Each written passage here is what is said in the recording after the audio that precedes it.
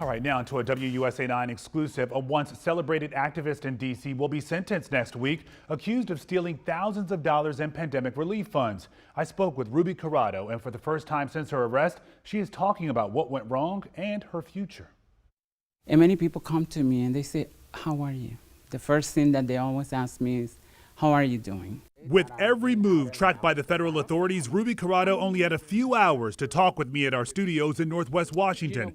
She is still under house arrest, a dramatic turn for this D.C. advocate known for supporting and speaking out on issues impacting those who are LGBTQ and unhoused. When you're a whistleblower and you defy the system is always in charge.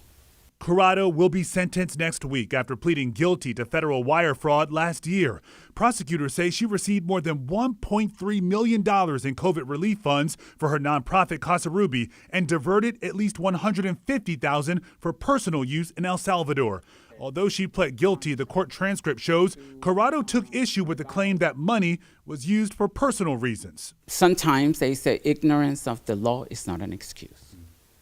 And I have always been very clear that as a human being, I made mistakes. She mentioned using those pandemic relief funds on a project outside of the U.S. At the time, Corado says she was setting up a Casa Ruby branch in El Salvador to keep LGBTQ migrants from making that dangerous trek to the U.S.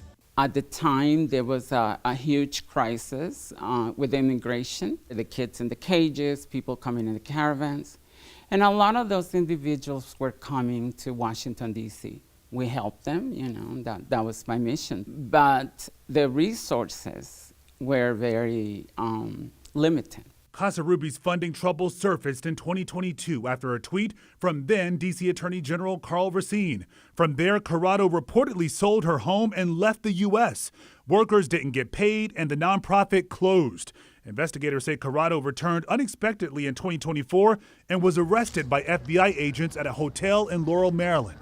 You're helping those in need, and then when these charges come, yes, you're gone. Yeah, well, actually, no, I did not leave. There was a famous tweet that said, "It appears that she has left the country." No, my first... So you were still here? I was on and off. Hundreds who relied on Casa Ruby were left without critical work or shelter as this all played out. What do you say to people who are wondering if you are remorseful? Remorseful of making a mistake? Absolutely. If I had known that the impact of my work and the decisions that I made will put the work at risk, yes. Corado says her biggest worry hasn't been wondering about her fate, but the fate of those she once served. The first thing I want to say to people, mainly clients, the people that needed these services, I'm sorry. I'm sorry that I have not been there to support you the way I always have. That is something that it is part of my healing. Her future now hinges on sentencing. I know one thing.